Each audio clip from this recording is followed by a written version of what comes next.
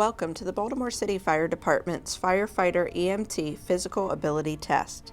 This test is nationally recognized and locally validated. This is a very physically demanding test. We strongly recommend you consult with a physician before taking the test. You are required to sign a waiver prior to taking the test. You must arrive to your test site on time with your letter and proper identification. The test consists of 10 events. You will be continuously timed for all 10 events. A test proctor will monitor your performance throughout the test. A proctor will time you throughout the test. You will walk at a brisk pace, not run, between each event. You may run safely within each event. If at any time you feel discomfort or pain and wish to stop, please let a proctor know. If you request to stop the test, your test is over and you will not be given another attempt. You are required to wear a fire helmet, fire turnout coat, firefighting gloves, knee pads, and breathing apparatus for weight only during the test. Event 1, dry hose deployment. Listen for the proctor to count 3, 2, 1, start. Follow the arrows to the marked box. You should lean forward throughout and move at a rapid pace. Step into the box and continue to the marked circle. Place the nozzle in the circle. If you fail to place the nozzle in the circle, the proctor will have you adjust the position before you can proceed to the next event. Event 2, charged hose deployment. Place the nozzle over your shoulder and onto your chest. Follow the arrows to the marked box. Step into the marked box. You should lean forward throughout and move at a rapid pace. Follow the arrows through the crawl tunnel. Place the nozzle in the marked circle. If you fail to place the nozzle in the circle, the proctor will have you adjust the position before you can proceed to the next event. Event 3, halyard raise. Place one foot against the base of the ladder. Pull the rope using a hand-over-hand motion until the ladder is fully extended. Lower the ladder using a hand-over-hand motion until the ladder is completely lowered. You may use a thumbs up hand-over-hand raise or a thumbs down hand-over-hand raise to pull the rope. You must maintain 1 foot at the base of the ladder at all times. You are not allowed to jump up to pull the rope. You are not allowed to squat down using your legs to pull the rope. If the rope slips through your hands during the halyard raise, you must restart the event from the beginning. If the rope slips a second time, you are disqualified from the test. Follow the arrows to the next event. Event 4, roof walk. Pick up the chainsaw and walk up the ladder until at least 1 foot touches the red painted rung. Walk down the ladder backwards. Place the chainsaw in the marked box.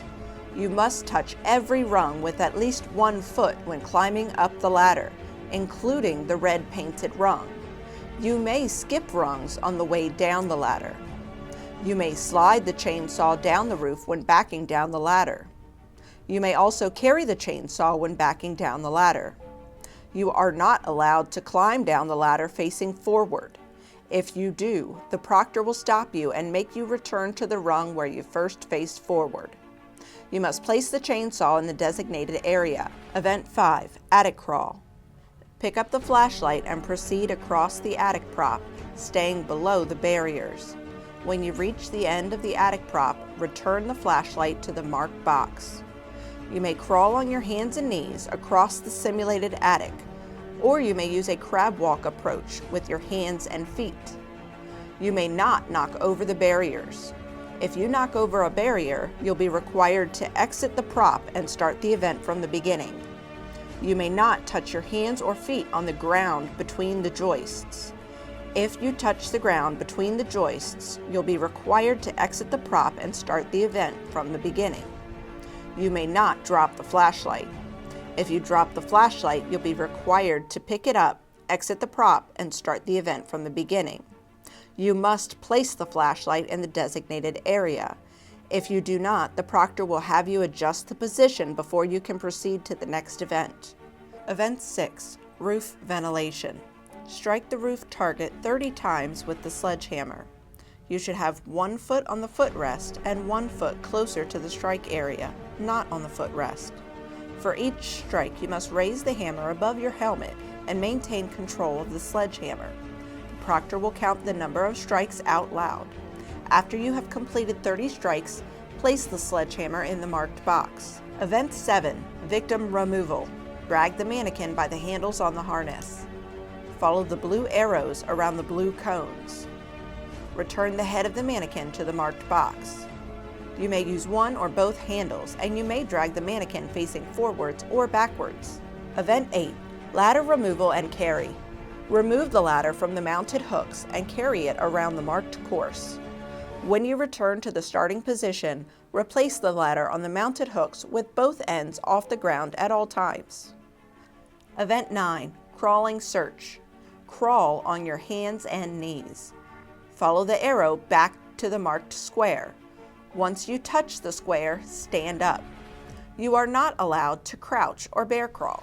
You must be on your hands and knees. Event 10, Stair Climb with Hose. Carry the hose bundle in your arms or over your shoulder and climb 4 stories to the 5th floor. Cross the line on the 5th floor and descend to the finish line. You must touch every step on the way down the stairs. Cross the finish line carrying the hose bundle. Your time stops when you cross the marked step outside of the tower.